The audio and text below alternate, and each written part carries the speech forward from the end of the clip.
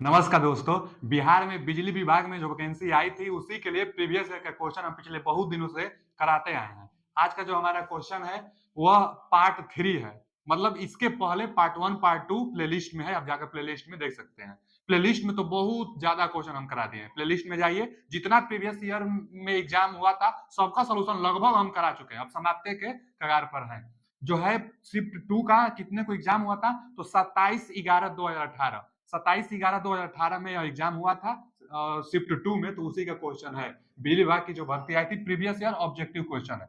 तो चलिए पहला क्वेश्चन की तरफ चलते हैं। क्या है पहला क्वेश्चन, देखते हैं कि एक कॉम्पैक्ट फ्लोरोसेंट लैंप, सीएफएल का फुल फॉर्म भी है, कई बार पूछता है कि सीएफएल का फुल फॉर्म क्या होता है। तो कॉम्पैक्ट फ्लोरोसेंट लैंप का औसत कार्यकाल कितना होता है, औसत कार्यकाल पूछा है। देखिए, कोई भी कोई भी बल्ब लैंप जितना सब है, सबका कार्यकाल 1000 से तो ज्यादा ही है।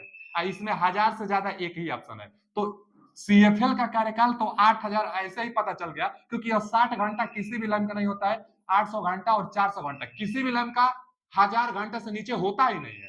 तो सीएफएल का इसमें बस एक ही है, वो भी 8000, तो 8000 सही होगा।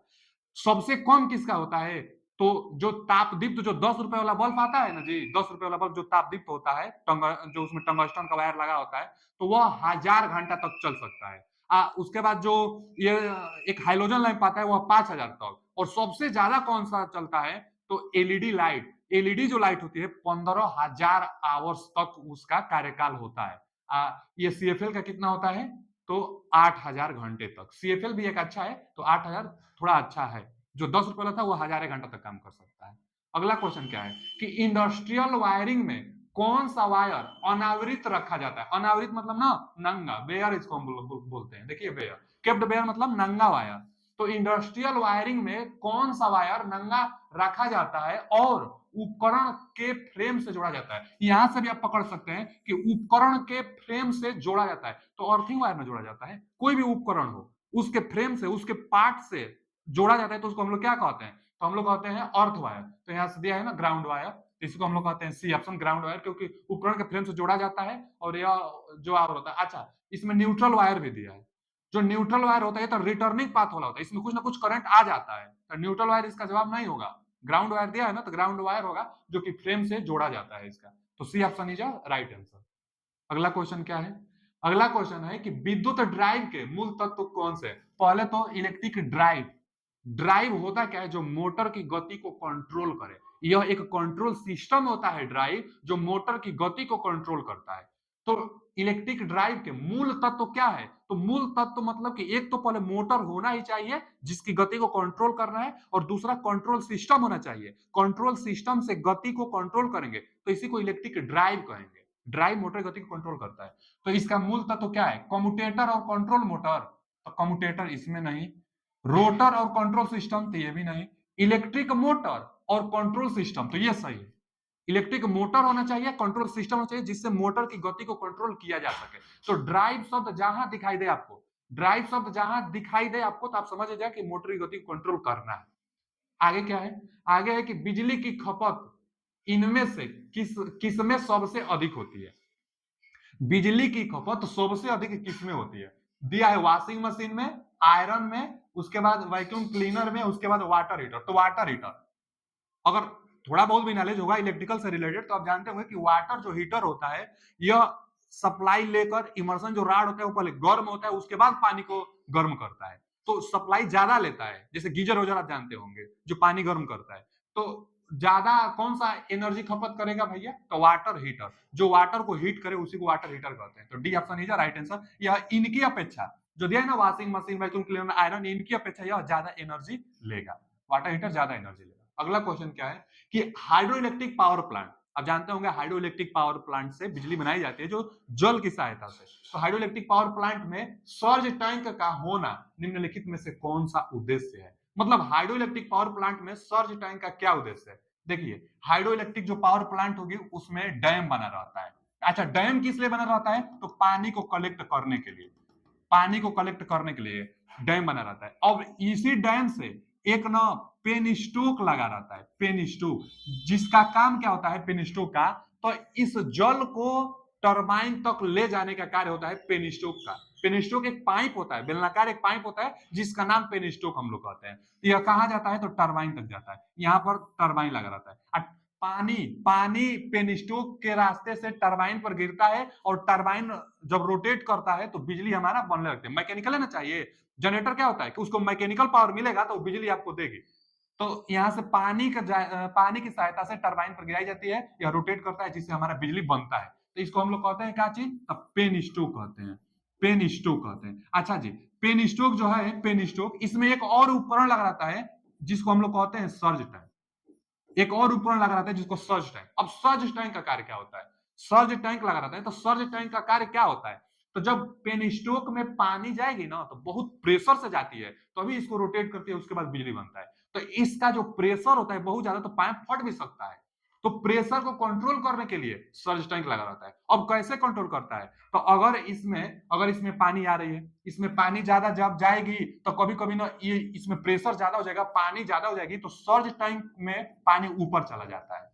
सर्ज टैंक में पानी ऊपर चला जाता है तो इसका प्रेशर थोड़ा कम हुआ, और जब इसमें पानी कम आएगा, मतलब इसका प्रेशर जब कम होगा, तो सर्ज टैंक से पानी पुनः वापस इसमें आ जाएगा, तो प्रेशर इसका मेंटेन करेगा। तो सर्ज टैंक का काम पेनिस्टोक का प्रेशर को कंट्रोल करना होता है, ये सर्ज टैंक होता है। आइए क्वेश्चन की तरफ चलते हैं। क्वेश्चन क्या है कि हाइड्रोइलेक्ट्रिक पावर प्लांट में सर्ज टैंक का होना निम्नलिखित में से कौन सा उद्देश्य है?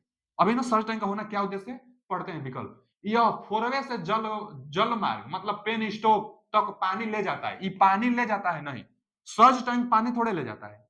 आगे, यह रिजर्वायर से टरबाइन तक पानी ले जाता है, फिर पानी नहीं ले जाता है सर्ज टैंक पानी नहीं ले जाता है। आगे, यह टरबाइन में कंकड़ पत्थर को जाने से रोकता है, यह भी गलत है। टरबाइन में कंकड़ पत्थर से रोकता है सर्ज टैंक, तो ये नहीं, सर्ज टैंक नहीं रोकता है। आगे, यह जलमार्ग मतलब पेनिस्टोक में वाटर हैमर प्रभाव को कम करता है, यही सही है। वाटर हैमर वाटर प्रेशर के प्रभाव को कम करता है, तो वाटर हैमर के प्रभाव को कम करता है सर्ज टैंक, तो D option is right answer. आते हैं अगले क्वेश्चन की तरफ, जो बताए हैं सर्ज टैंक। अच्छा, कई बार यह भी पूछता है सर्ज टैंक कहाँ होता है, तो जो पेनिस्टोक होता है ना बहुत लंबा होता है, तो सर्ज टैंक का स्थान अल्टरनेटर के नजदीक होता है। सवाल पूछता है कि सर्ज टैंक कहाँ स्थित होता है, तो अल्टरनेटर के नजदीक स्थित होता है, बहुत नजदीक नहीं लेकिन लगभग में अल्टरनेटर के यह पास ही होता है, डैम के पास नहीं होता है, अल्टरनेटर के पास होता है surge tank. Surge tank water hammer को कंट्रोल करता है। अगला क्वेश्चन क्या है कि ऊर्जा संयंत्रों में किस मापदंड की वृद्धि से कार्य क्षमता सीधे रेखा के समय का पालन करती है? फिर से देखिए, इंग्लिश में देखिए, इन पावर प्लांट में with the increase of which parameter, कौन सा पैरामीटर इंक्रीज होगा, the efficiency obey the straight line law, मतलब जो सीधी रेखा का पालन करता है, और भी देखिए इफिशियंसी से रिलेट करके आया है। तो आप खुद इसमें देखिए वॉल्यूम दिया है, इफिशियंसी दिया है, इफिशियंसी के तो खुद बात ही कर रहा है, तो ये तो होगा नहीं। फिर आयतन दिया है, टेम्परेचर दिया है और प्रेशर दिया है, दबाव दिया है। तो सवाल पूछा है कि पावर प्लांट में मापदंड के वृद्धि से कार्य क्षमता मतलब इफिशियंसी सीधे किसके अनुक्रमानुपाती होती है, तभी तो सीधे रेखा के नियम का पालन करेगा, तो टेम्परेचर का। कोई भी पावर प्लांट है, टेम्परेचर बढ़ेगा, चाहे इफिशियंसी बढ़ेगी तो टेम्परेचर बढ़ेगा, जाहिर सी बात है।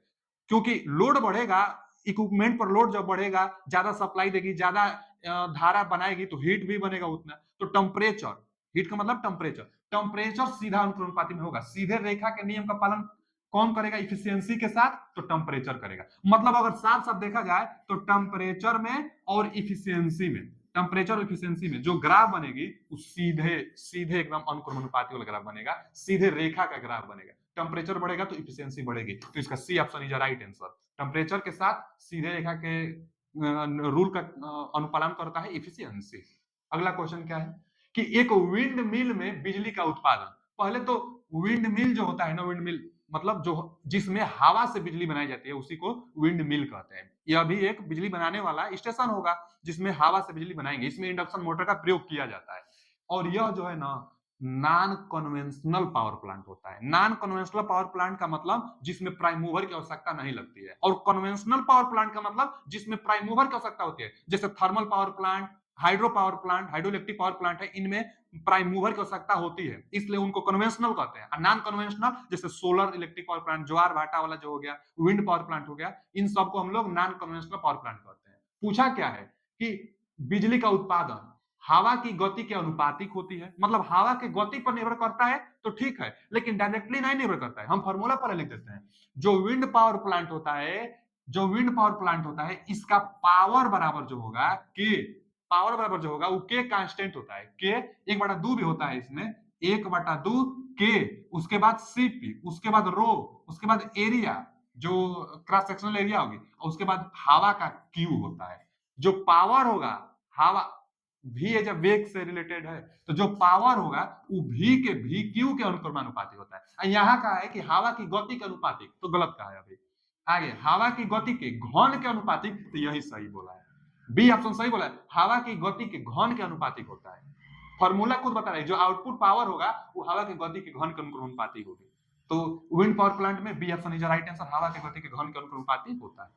अगला क्वेश्चन क्या है, गैस टरबाइन पावर प्लांट आमतौर पर किसकी आपूर्ति के लिए प्रयुक्त किया जाता है? पहले दिया है gas turbine power plant. Power plant कई प्रकार से होता है, हम आपके लिए चैप्टर वाइज कॉन्सेप्ट, थ्योरी और इंपोर्टेंट क्वेश्चन सीरीज चला रहे हैं इसी चैनल पर। कल का एक वीडियो इस चैनल पर अपलोड हुआ है जो बाइंडिंग से रिलेटेड था, कम टाइम में बहुत ज्यादा कंटेंट भी दिए हैं, उससे बाहर एक भी क्वेश्चन नहीं आएगा। अगर अभी तक आप नहीं देखे हैं तो जाइए, मशीन 1 करके वो अपलोड हुआ है, बाइंडिंग उस अध्याय का नाम है, अभी कल ही हम शूट किए हैं उसको और कल ही अपलोड हो गया था। फिर कल आपके लिए एक सीरीज लेकर आने वाले हैं जो डीसी जनरेटर से रहेगा। डीसी जनरेटर का थ्योरी, इंपोर्टेंट क्वेश्चन भी जो पिछले एग्जामों में आता रहा है, प्लस इंपोर्टेंट क्वेश्चन हम सब लेकर आएंगे आपके लिए। तो गैस टरबाइन पावर प्लांट से रिलेटेड करके पूछा है। इसी तरह हम पावर प्लांट पर भी वीडियो बनाएंगे, सारा अध्याय पर हम वीडियो बनाते रहेंगे, बस जुड़े रहिएगा। क्या कहा है इस क्वेश्चन को हम लोग देखते हैं कि गैस टरबाइन पावर प्लांट आमतौर पर किसकी आपूर्ति के लिए प्रयुक्त की जाती है? तो जो जैसे हाइड्रो इलेक्ट्रिक पावर प्लांट होता है, थर्मल पावर प्लांट होता है, ज्वार भाटा पावर प्लांट होता है, विंड पावर प्लांट होता है, उसी तरह गैस पावर प्लांट भी होता है, उसी तरह डीजल पावर प्लांट भी होता है। लेकिन जो गैस पावर प्लांट होगा, लिखते हैं हम, जो गैस पावर प्लांट होगा और जो डीजल पावर प्लांट होगा, जो डीजल पावर प्लांट होगा, जो गैस पावर प्लांट होगा, ये दोनों का दोनों पीक पावर, पीक लोड पर कार्य करते हैं। पीक लोड का मतलब क्या होता है और एक बेस लोड का मतलब क्या होता है? बेस लोड जो सालों भर पावर प्लांट चलता रहे उसको बेस लोड कहते हैं, और जो पावर प्लांट कुछ समय के लिए चलता है उसको पीक लोड पावर प्लांट कहते हैं, पीक लोड पावर प्लांट। तो यह जो दोनों है ना, गैस और डीजल, और एक हाइड्रो में भी एक आता है, एक हाइड्रो में आता है विथ पॉन्डेज वाला। हाइड्रो इलेक्ट्रिक पावर प्लांट 3 प्रकार का होता है, एक रन ऑफ विदाउट पॉन्डेज, एक रन ऑफ विथ पॉन्डेज, एक रिजर्वायर टाइप का। तो जो रन ऑफ विथ पॉन्डेज होता है वह पीक लोड में आता है। अब पीक लोड क्या होता है? जो कुछ समय के लिए कार्य करता है, वह पावर प्लांट जो कुछ समय के लिए। अच्छा, कब काम करेगा? तो गर्मियों के दिनों में लोड का डिमांड ज्यादा हो जाता है, लोड ज्यादा डिमांड हो जाने से जो पावर स्टेशन है उतना सप्लाई नहीं कर पाता है, तो इन सब स्टेशनों को चालू कर दिया जाता है। Gas power plant, diesel power plant, diesel engine जो होता है, फिर हाइड्रो विथ पॉन्डेज वाला जो होता है, इसको हम लोग चालू कर देते हैं। यह क्या करते हैं? डिमांड की पूर्ति कर देते हैं। तो डिमांड की पूर्ति करने के लिए कुछ समयों के लिए चलाई जाने वाली power plant peak load power plant कहलाती है।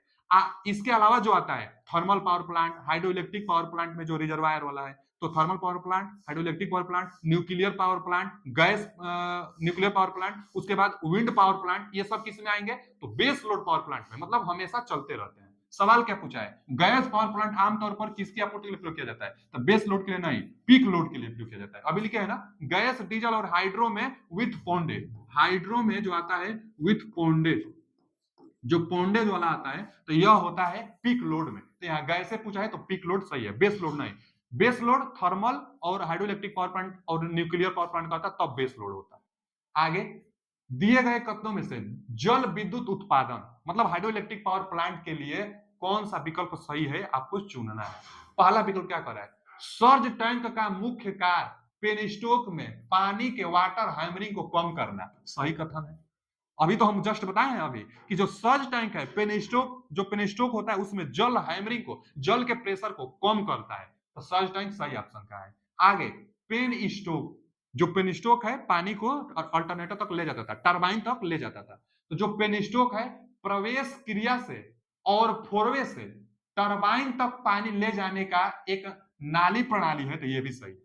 पेन स्टोक का कार्य क्या होता है बाबू? तो रिजर्वायर से चाहे फोरवे से पानी को टरबाइन मतलब अल्टरनेटर तक ले जाने का कार्य करता है, टरबाइन तक ले जाने का कार्य करता है पेन स्टोक। दोनों सही है। तब प्रथम और द्वितीय दोनों सही है। A option is right answer. अगला क्वेश्चन क्या है? अगला क्वेश्चन है कि मांग कारक मतलब डिमांड फैक्टर किस प्रकार परिभाषित किया जाता है? देखिए जो डिमांड फैक्टर है ना, डिमांड फैक्टर आपको देखिए याद नहीं करना है, चीजों को समझना है केवल, या तो अपने आप हो जाएगा। डिमांड फैक्टर, डिमांड फैक्टर से आप क्या समझते हैं? डिमांड फैक्टर मैक्सिमम डिमांड को डिमांड फैक्टर कह सकते हैं। डिमांड फैक्टर का मतलब डिमांड फैक्टर मतलब मैक्सिमम डिमांड को डिमांड फैक्टर कह सकते हैं। तो बस बस वही तो है फॉर्मूला, मैक्सिमम डिमांड ही फॉर्मूला है इसका जी। डिमांड फैक्टर का मतलब मैक्सिमम डिमांड, अब बटा में कनेक्टेड लोड मतलब टोटल कितना कनेक्ट है, तो बटा में कनेक्टेड लोड। इसका मान ना एक से हमेशा कम आता है, क्योंकि जो कनेक्टेड लोड होगा आपके घर में जितना लोड कनेक्टेड है उन सभी लोडों को कनेक्टेड लोड कहते हैं।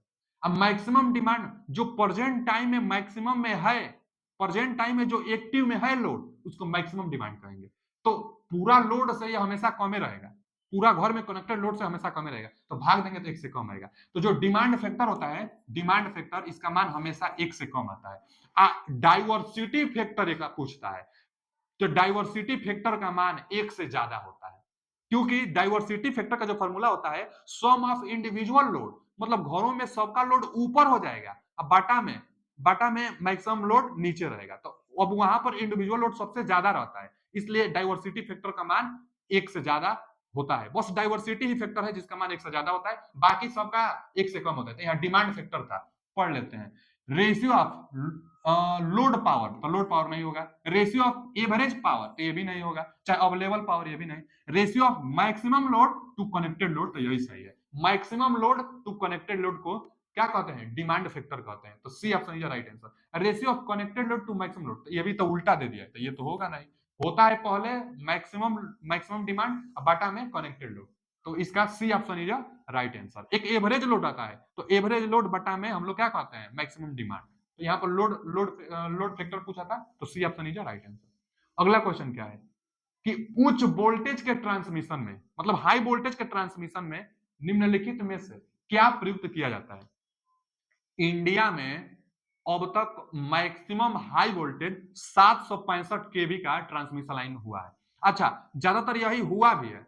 वैसे तो हाई वोल्टेज का जो ट्रांसमिशन लाइन होता है वो 66 केवी, 132 केवी, 200 केवी, 400 केवी, उसके बाद 765 केवी, इतना इतना केवी तक ट्रांसमिट की जाती है हाई वोल्टेज वाली लाइन। लेकिन इंडिया में सबसे ज्यादा 765 केवी का हाई वोल्टेज वाला ट्रांसमिट लाइन किया गया है, जो बड़े बड़े टावरों पर ट्रांसमिशन जो की जाती है। तो वही पूछा है कि हाई वोल्टेज जो ट्रांसमिशन लाइन की जाती है उसमें क्या लगा रहता है, किस प्रकार का इंसुलेटर लगा रहता है? तो सस्पेंशन टाइप यही लगा रहता है, सस्पेंशन टाइप इंसुलेटर लगा रहता है। आप देखे होंगे ना कि जो टावर बड़े बड़े होते हैं जो उसमें इंसुलेटर लगा रहता है, कुछ ऐसा लगा रहता है, कुछ ऐसा इंसुलेटर आप देखे होंगे, डिस्क टाइप का रहता है, लेकिन वो एक दूसरे से क्या रहता है? अटैच रहता है। जो वायर होगा ना, वायर जो होगा, मान लीजिए यहीं से वो क्या रहेगा? अटैच रहेगा, वायर इसी में से अटैच रहेगा। तो नहीं जो आप टावर पर देखे होंगे, टावर पर तो ऐसा एक लगा रहता है इंसुलेटर, जो ऐसा इंसुलेटर लंबा सा लगा रहता है, जो कोई कोई उसमें डिस्क टाइप का लगा रहता है, तो इसी को हम लोग कहते हैं सस्पेंशन टाइप। इसको क्या कहते हैं? Suspension type insulator.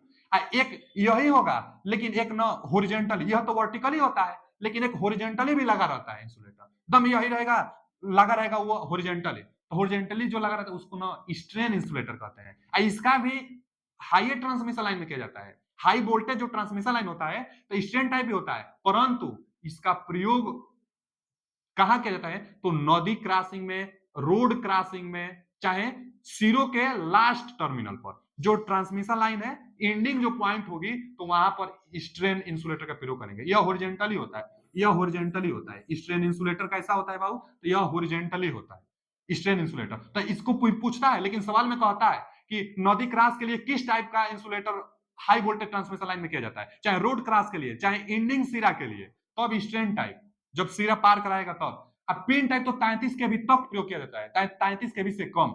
Glass type का प्रयोग भी होता है, लेकिन बहुत कम होता है। इसका प्रयोग नाक तमाम पर होता है।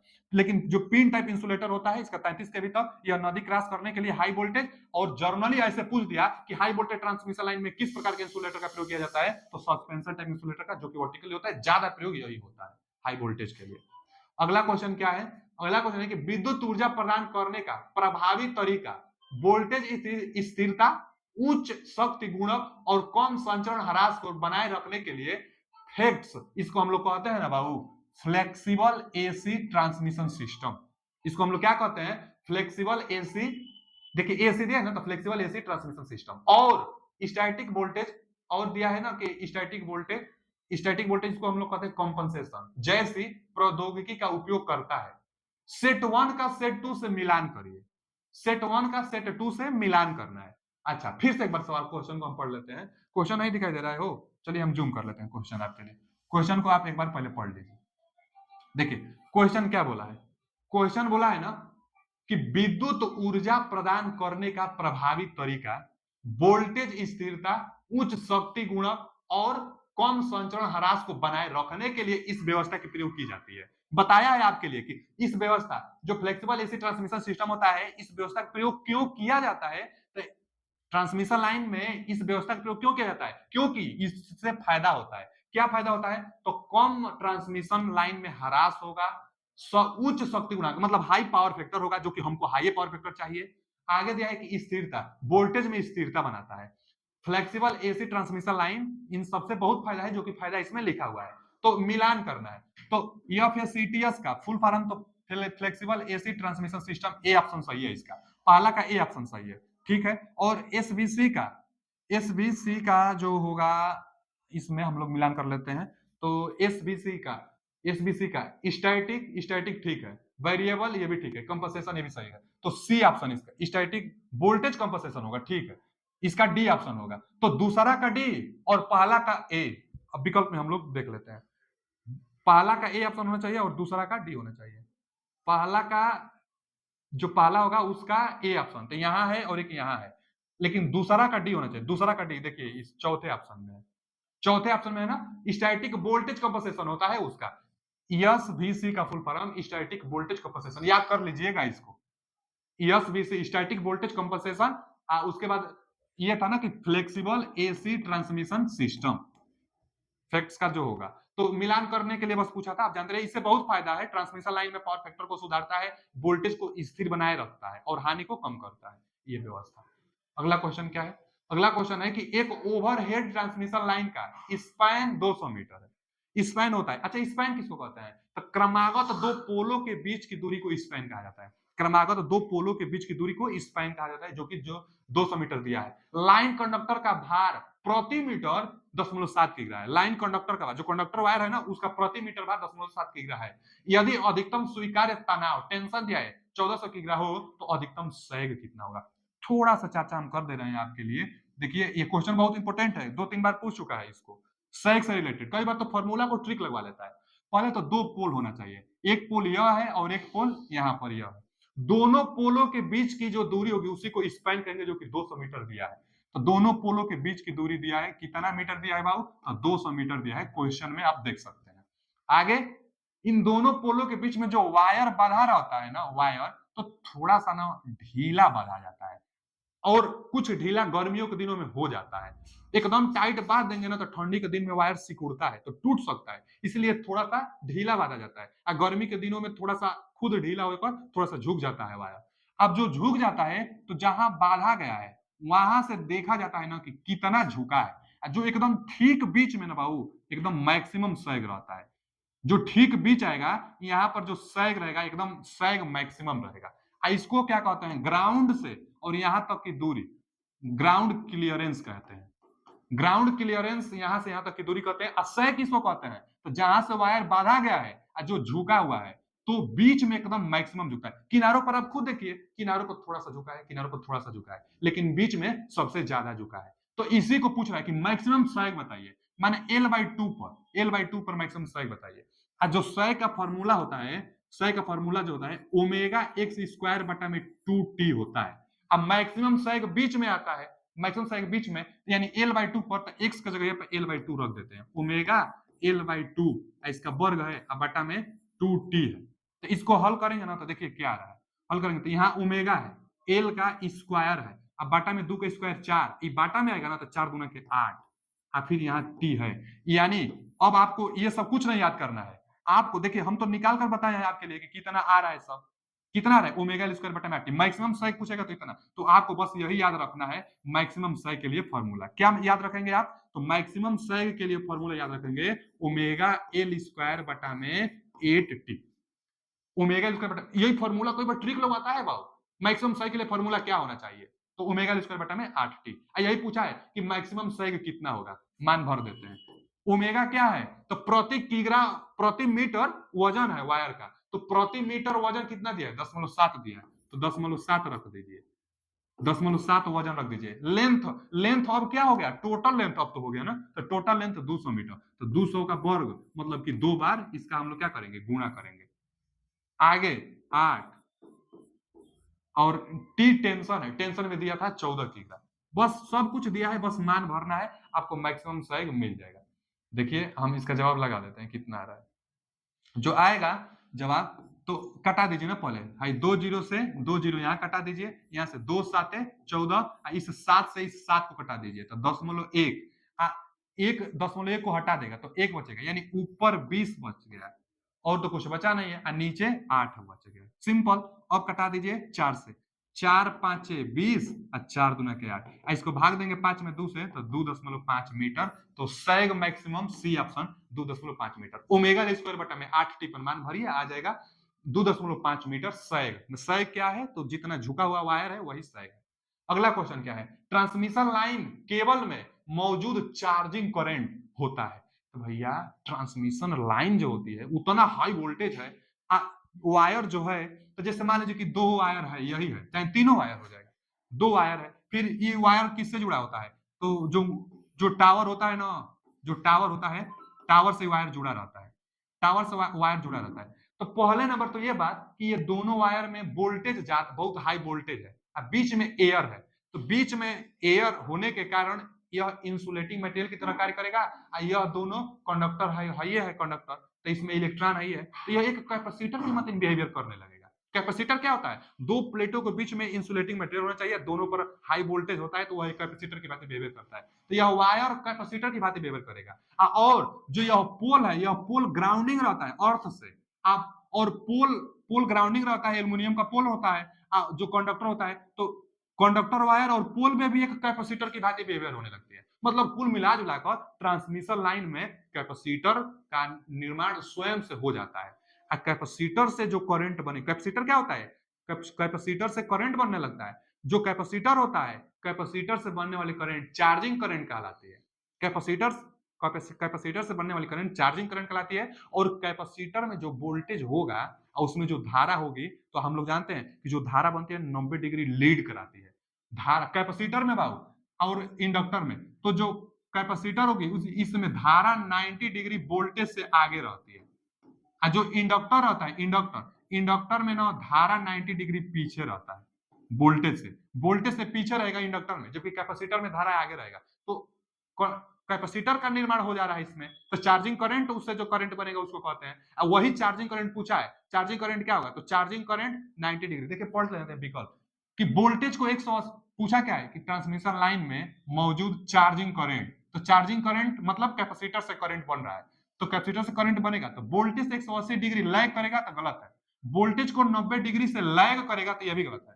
90 डिग्री होना चाहिए लेकिन लैग नहीं करता है, लीड करता है, करंट की बात पूछ रहा है, करंट 90 डिग्री लीड करता है, वोल्टेज को 90 डिग्री से लीड करता है, तो यही सही है, C option is right answer. Charging current voltage से 90 डिग्री लीड करता है, लीड का मतलब आगे आगे रहता है, क्योंकि कैपेसिटर से करंट जो होता है 90 डिग्री आगे ही रहता है। अगला क्वेश्चन क्या है कि विद्युत चुंबकीय कारण से हुआ कम आवृत्ति और उच्च आवृत्ति बाधा को संतोषजनक निर्वहन करने के लिए पैनल किससे जुड़ा होता है, ऑप्शन दिया है बाइंडिंग मोमेंट, यही होगा पहला। बाइंडिंग मोमेंट कैसे होगा, पहले बाइंडिंग मोमेंट का कार्य क्या है, चाहे बाइंडिंग क्या होता है पहले इसको समझिए। बाइंडिंग आप भी जानते हो, जैसे कॉपी किताब होता है उसका बाइंडिंग की जाती है, तो बाइंडिंग का मतलब ना कि छोटे छोटे खंडों में उसका, जैसे स्पाइरल बाइंडिंग आप कॉपी किताब की जानते होंगे, स्पाइरल बाइंडिंग की जाती है, चाहे जो चोटी भी होता है तो चोटी को गूथा जाता है, तो वह एक बाइंडिंग कि हमारा चोटी बाइंडिंग कर दीजिए, लड़कियां सब बोलती हैं कि हमारा चोटी बाइंडिंग कर दीजिए, बाइंडिंग मतलब एक दूसरे के साथ गूथाना, बाइंडिंग उसी को कहते हैं। तो क्या करता है, जैसे पुल और भी बनता है तो उसमें बीच बीच में बाइंडिंग की जाती है, बाइंडिंग करने से, स्प्रिंग की सहायता से बाइंडिंग करने से फ्रीक्वेंसी में जो फ्लक्चुएशन होगा उसको कंट्रोल करता है। बाइंडिंग अब सतत कंटिन्यूअस रहेगा और इस पर कंपन होगी तो ज्यादा प्रभाव डालेगा ही।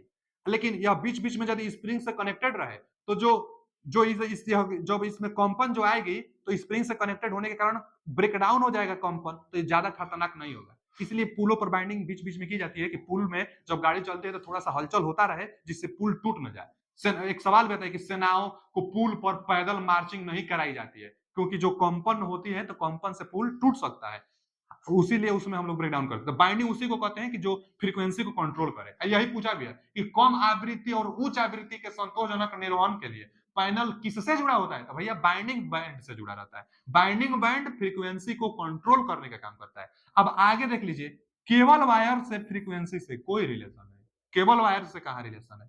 अर्थिंग वायर से भी फ्रीक्वेंसी से कहां रिलेशन है?